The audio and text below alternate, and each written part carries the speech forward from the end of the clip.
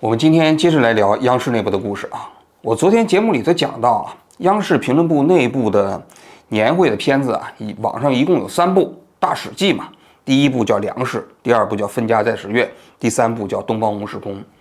但其实评论部的年会每年搞一次，每一次年会过程中间啊，很多栏目都要自己拍片子，所以数量其实远远不止这3部，只是流传出去的只有3部。其中这内部放的这片子中间有很多啊，其精彩程度一点都不亚于这外面流传这3部，有的甚至更精彩。我记得是在2000年之后的某一年啊，这个反正就是03年还是02年，我记不太清楚了。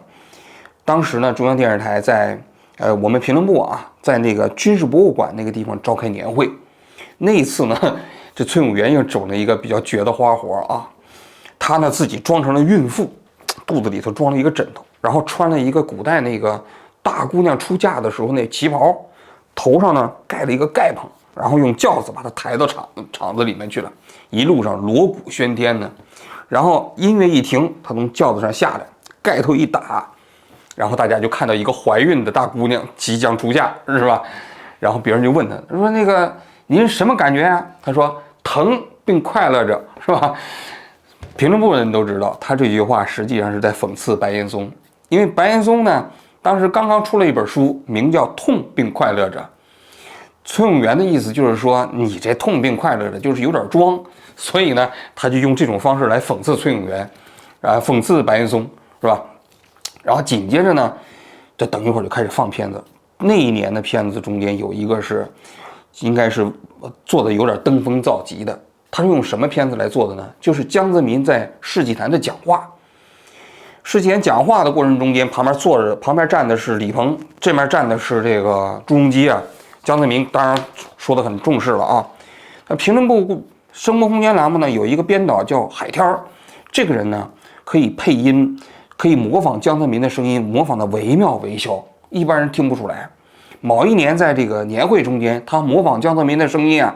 大家在现场听着，哎，那哈哈大笑。于是这一年呢，他们做了一个更绝的，就是用江泽民在世纪坛讲话的这个画面重新配的音。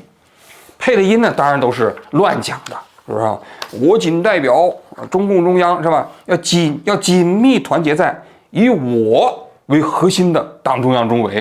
是吧？然后祝愿中央电视台新闻评论部全体员工幸得快乐，就这种啊。然后他讲的话当然很反动啊。我记得军博的服务员就给我们开年会的时候，旁边那些服务员看到画面的时候都看傻了。为什么？因为他们以为这就是江泽民说的，但是江泽民怎么可能说这样的话呢？后来呢，就是评论部的年会这些片子，就这3部就流传到网上了，于是呢就引起了有关部门的重视，还来调查。那后来呢，评论部啊就不太敢搞了。首先是年会期间禁止任何人用手机拍照，就是怕这些信息流传到外面。再后来就干脆让各个栏目就不许搞这种片子了。然后那个就是世纪坛是这个片子，因为极其反动，一旦流出去后果不堪设想。我还听说这么一个故事啊，后来当时是我们那个台长就把做这个片子的编导叫过去了，说这个片子啊放你手里，事关重大，一旦要是流传出去啊，拿你试问。这编导一听啊，就很害怕啊，说那台长，要不我把这片子交给你吧？说台长说不，就放你手里，但是一旦要是流传出去，就拿你试问。领导还是高是吧？所以这个片子到现在也没有流传出来。一旦因为流传出来的话，这编导就完了，是吧？那么从此那个评论部的年会呢，在2005年、06年以后啊，慢慢的就是这个闹的这个水平啊。程度啊就越来越低了，就是因为流传出去所造成的影响啊。这是关于年会的细节啊。我下面接着来讲一下我在进入央视的一些经历啊。我昨天呢讲的关于央视的内容，主要是讲的好的一方面，就那个激情澎湃的时代啊，中央电视台新闻改革啊，涌现出焦点访谈、东方时空、实话实说、新闻调查，共同参与了整个社会进程。但是呢，其实央视内部也有很多糟糕的东西啊，就比如说这个用工制度。大家都知道，中央电视台的用工制度分为好几类，最上面的呢是正式工，这正式工一共大概有4000人左右，它是按照国家正式的那些用工制度分配进去的。在这之下呢，有个叫台聘的，就是说中央电视台聘任你的这样的一个群体，这部分人一开始很少。那么紧接着台聘下面就是这个所谓的临时工了。像我们刚进去的时候啊，这临时工就是制片人说了算，制片人看你顺眼，你留下来你就可以干了；制片人看你不顺眼，你明天你就走人了，既不需要签合同，也没有任何劳务保障。更重要的是啊，其实因为我们在中央电视台里头没有编制，所以呢，我们要领工资啊，实际上没法领，因为中央电视台不能给我们发工资。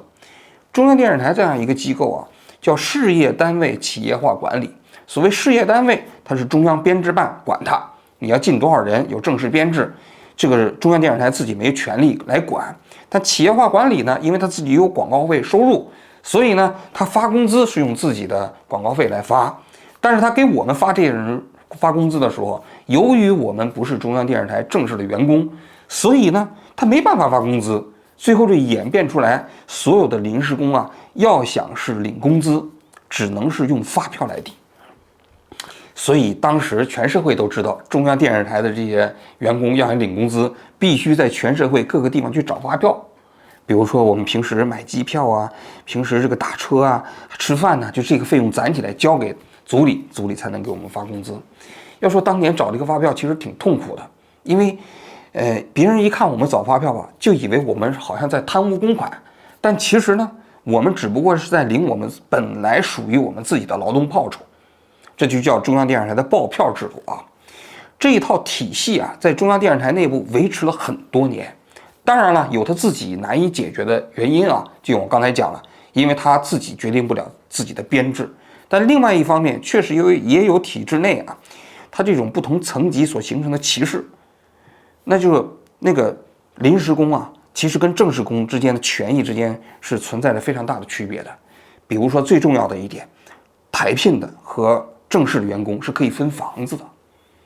那你想想，在北京你要分一套房子有多少钱？但是对于所有的临时工来说，你别说分房子了，是吧？租房子你都没戏，对吧？所以我们只是在这个地方可以工作。再有一个，工资体系也不一样。台聘的呢，他们基本上是干多干少差不多，基本上没有什么太高的这个差别，而且年终奖是非常高的。但是我们起聘的员工，如果你不工作，那你一个月只能拿那个底薪，大概就只有2000块钱，最多好像3000块钱，非常低。也就是说，你被别人称之为新闻民工是毫不夸张的一件事情。假如说你这个月生病了，不能工作，那你就几乎没什么收入。那么这个体系啊，在央视内部啊，大家都知道。但是呢，央视一方面他自己可能真的是无力解决啊，但另外一方面，可能作为决策者来说，他也没有动力去解决。因为这些临时工呢，帮助央视创造了财富，其实呢，在央视内部体系下又没有多少权利保障，你不想干，随时可以让你走嘛。到03年之后呢，这个体系慢慢开始做了一些修修补补，那就是我们这些临时的人员呢，跟一家叫中式汇财的公司签约了。签约了之后呢，我们就以劳务派遣的形式被派到了中央电视台工作。那最起码形式上的有了一个劳务合同。那这个劳务合同呢，规定一次签2年、3年，然后呢，这个你也有一些最初级的劳务保障，而且他开始给你交五险一金了。过去连五险一金也没有嘛，所以等等，这个我们当时在央视工作的时候，还要求我们在原先的那个工作单位去开一个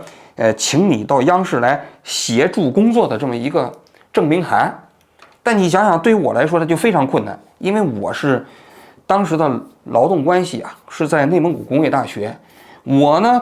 研究生毕业之后，我不回那个单位了。那你想想，内蒙古工业大学能给我开这个什么协助工作函吗？不可能啊，对吧？他只是看我在央视工作，他惹不起我。但是呢，我要让他去开协助函，那一点可能性都没有。所以对我们来说呢，就非常别扭，也非常麻烦。到03年以后，我们这些人变成了起聘的。起聘之后呢，这起聘又分为好几类，就是既有跟中式汇财签约的，又有跟中式北方签约的，后来还有跟哪儿都没签约的，就是栏目组聘的啊。这套用人体系，我印象中好像一直持续到10几年，交替过来到到中央电视台当台长，因为他不是央视的人，就开始统一这两者之间的这一些区别。首先是比如说出入证，我们进台的出入证啊，临时工用的是蓝色的，而这个正式工用的是白色的。这个焦力认为这没有必要嘛，这是出入证都可以统一了嘛，于是出入证统一了。紧接着那一年我还记得，焦力台长过来的时候呢，我们临时工第一次拿到了跟正式工同样的年终奖。哎呦，我们才知道年终奖这么多呢，好像那一年一个人拿了7、8万块钱的年终奖。在此前我们根本就没有年终奖这个概念，所以在央视的体系下，这个临时工是备受歧视。后来发展到什么程度呢？就是我们出差的时候啊，比如说我们出差4天，那么最后我们要留半天去在当地找发票，因为如果我们在当地找不到足够的发票，回北京报不了发票的话，那么我们也就拿不到工资。那你想想这多残酷啊！那久而久之，各地的这个宣传部门就摸出了一些规律，他们都知道央视的记者啊出差之后要找发票，所以他们在临走的时候投其所好，有的时候就会送我们发票。但你想想这多屈辱啊！他们其实平时陪我们吃饭，陪我们聊天，晚上陪我们一起啊，目的是什么？目的就是让我们手下留情，因为我们出去做节目基本都是做舆论监督的节目嘛。但是当他把发票递给你的时候，你想想你当时的心里作何感想啊？所以那种屈辱啊，不是一般人，不是央视内部的人，你很难体会。所以啊，我们自己同事在聊天的时候常常感叹呢，就是我们出去做节目的时候是替一般人，这个社会的弱势群体去主持正义，去维护他们的权利。但是在央视内部，我们自己的权利，说实在的，我们都维护不了，因为这就是一个等级森严的身份制的体制嘛，有正式员工，有台聘的，有临时的。临时的你就享受不到所有正式员工的基本待遇。比如说那个劳保，一个小的细节，就是每3个月要发一包劳保，这劳保里面有一些什么洗发水啊，这个毛巾什么之类的啊，那就只有正式员工有，临时工没有。我们新闻评论部呢，当然相对来说要人道一些啊，他就是用自己的经费给每一个员工都买了这个劳保，但是台里的其他部门的临时工就没有这一份。那你想想，这个虽然不大啊，这是细节，但是对人的伤害是非常非常大的。所以我们在外面对我们来看，表面都非常光鲜，是中央电视台的记者，但是在台内部，我们就是一个不折不扣的临时工。其实在这个体系过程中间是没有任何权利的。后来啊，当然在焦力台长到中央电视台之后呢，慢慢发生了一些变化啊，就是临时工跟正式工之间的权益相对来说相差越来越小啊，但是还是有，比如说正式员工可以分房子，临时工不能分房子，这个一直到最后也没有拉平。但是后来呢，临时工也可以落户北京了，就尤其是我离开央视之后。但是这也带来一个问题啊，就是随着这个用工制度的完善，但是呢，栏目组的用人的权利呢也得到了很大的限制。过去呢，这制片人看你顺眼，你就可以过来打工了，你就可以做节目了。但是现在呢，任何一个栏目要人都得通过央视的人事部门，那么就使得央视又逐渐回到了原先的那样一个体制内的范围。所以为什么这么多年来，大家可以看啊，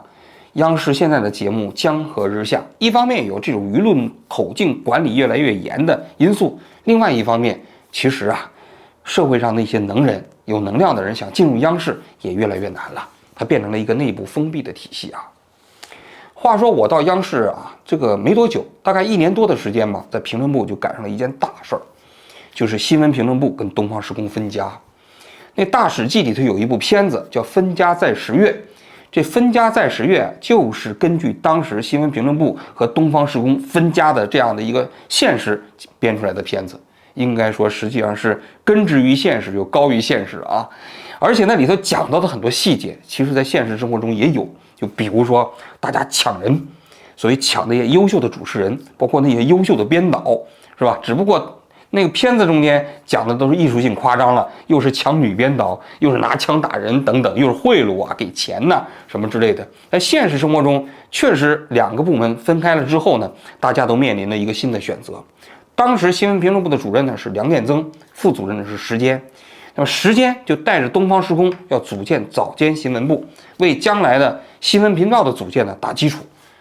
那么东方时空这一大块就是东方之子、时空报道还有生活空间这3个栏目跟着时间走。那么另外的焦点访谈、实话实说和新闻调查留在新闻评论部。那你想想，这2个部门鸡飞狗跳啊，是吧？到底你是留在新闻评论部呢，还是去东方时空呢？像白岩松，他是东方之子的主持人，但他就没有跟着东方时空去早间新闻部，他就留在了新闻评论部。类似的这样一种选择啊，当时很多。我呢，当时属于比较年轻的编导，因为进了新闻评论部没多长时间，只有1年多嘛，我就跟着这个时空报道去了东方时空。到了这个新的东方时空之后啊，这时空报道栏目啊改名字了，叫直通现场，制片人也换了，制片人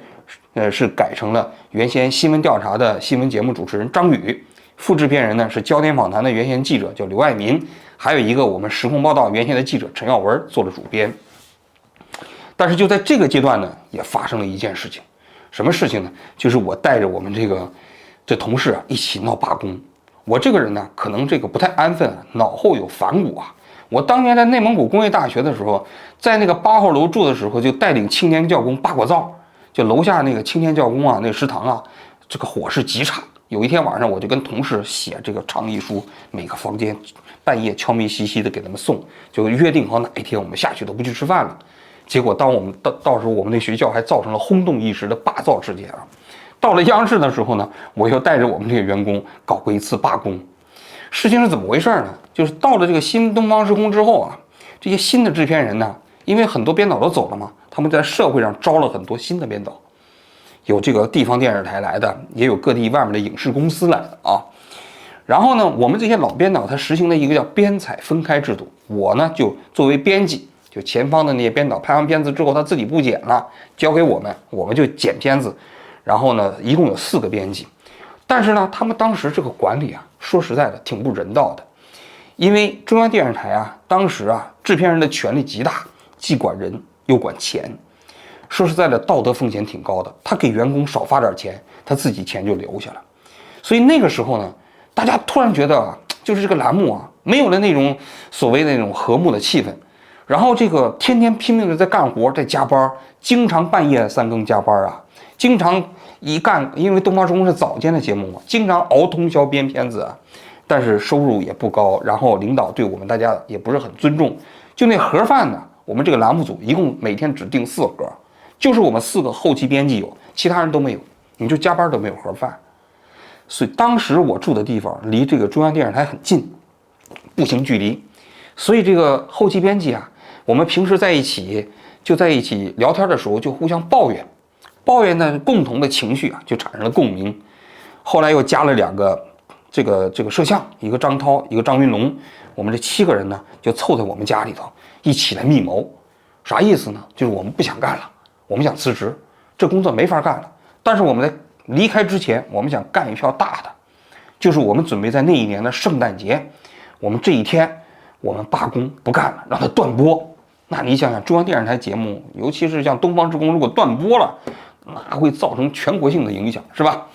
我们就给我们那时间主任写了一封公开信，就表达了我们平时对这节目组日常管理的不满，同时也表明了我们要辞职的决心。在那一天上午，我们就找人把这信给时间送过去了。那当时中午的时候，这制片人召集我们全体人员开会，我们还都假装正常，哈哈哈什么的。然后会议一结束，我们就撒丫子全跑了。结果下午的时候，这主任知道了，就非常着急啊，就赶到了我们家楼下，把我们找到之后，就在我们家楼下的那小饭馆里，请我们7个吃了顿饭。时间我至今还记得，他当时就跟我们讲，他说啊，这个我对不起你们了，大家都是从评论部过来的啊，也就这么多年了，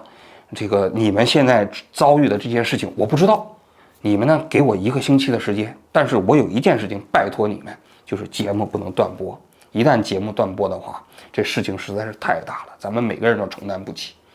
那话说到这份上了，是吧？那我们也就没办法了，是吧？吃完饭我们回去把节目弄好，当天晚上第2天的节目还是播出了。1个星期之后，我们东方时空开会的时候，时间在会上大骂这个我们栏目的制片人，是吧？说有些人当了制片人就把自己当成了一个官儿，是吧？欺压底下的编导，什么什么之类的，这种人要想干就干，不想干给我滚，知道吧？其实这些制片人啊，这个后来啊，我们关系都很好啊，都是哥们儿啊。多年之后，我们在谈起这段往事的时候，大家都哈哈一笑啊，都觉得那个激情燃烧岁月的那个一个环节啊，其实也挺有意思的。所以你就可以看到，当年的评论部也好，东方时空也好，这些领导啊，对我们这些人的管理本身呢，还是比较人性化的。我们中央电视台评论部内部有一个期刊啊，叫做《空谈》。这《空谈》呢是个油印本，每周出一期，挺厚一沓子的，全都是我们这些评论部的员工啊，根据节目啊，还有自己平时的生活啊，还有吐槽领导的一些文章。这些文章啊，实际上尺度都挺大的。中间有部分的文章啊，后来节选出来也出版了，但是大多数文章都变成了内部期刊，仅是我们自己内部人在看。每周这个空谈出版的时候啊，大家都争相传阅啊，就是因为这些文章的尺度都比较大，有的时候调侃领导，有的时候调侃节目，有的时候调侃这个社会，有的时候调侃我们自己。那么后来呢，这个东方时空和新闻评论部分家，这个空谈杂志呢就跟着新的东方时空去了早间新闻部，新闻评论部呢又搞了一个内部的杂志，叫做时话。再后来，新闻评论部跟东方时空又合并了，那么时话又跟空谈也又合并了。这个杂志啊，陆陆续续办了有将近20年。如果要是有心人能够把这个杂志的所有的文本找到，它是一部中国电视新闻史重要的史料，因为那里头记载着整个中国电视新闻史上最重要的一批人，他们在一个单位内部的自己的所思所想，应该受整个舆论的大环境啊影响并不大的真实感受。说到这个临时工啊，我最后还想说一点啊，就是我这个身份啊，当年啊我出来的时候，很多那些推特上的反贼攻击我说，这个王志安呢，你看他根本就不是这个中央电视台的正式员工，他就是个临时工啊，对吧？其实我觉得这些反贼也挺有意思的，虽然他们口口声声讲这个所谓的民主和自由，但是他们对临时工的身份不但没有同情，相反呢还充满了鄙视。事实上呢，我在央视做了将近18年的临时工，而他们看起来还不错的，还比较尊敬的那些人，刚进央视的时候也都是临时工。比如说柴静跟我一样是临时工，王志跟我一样是临时工，包括崔永元、白岩松刚进中央电视台的时候也是临时工。我们都是属于那个时代的临时工，我觉得这就是历史的一部分。我个人觉得啊，我作为临时工，当然我不觉得他骄傲，因为我在央视那体系下呢，我被人歧视，但是呢，我也没有觉得自卑，因为我觉得这属于时代的一部分，也是我自己职业生涯的一部分。这就是我们的青春，这就是我们当年的岁月，坦然接受，我个人觉得就可以了。千万次的问，这是人过的日子吗？残酷啊！现实，这正是中国人不堪忍受的所谓文化生活。耕地靠牛，点灯靠油，日复一日，娱乐靠球。这样的夜晚，除了创造人类，我们还有什么追求？不在。我们曾经一忍再忍，如今已经忍无可忍。不在放荡中变坏，就在沉默中变态。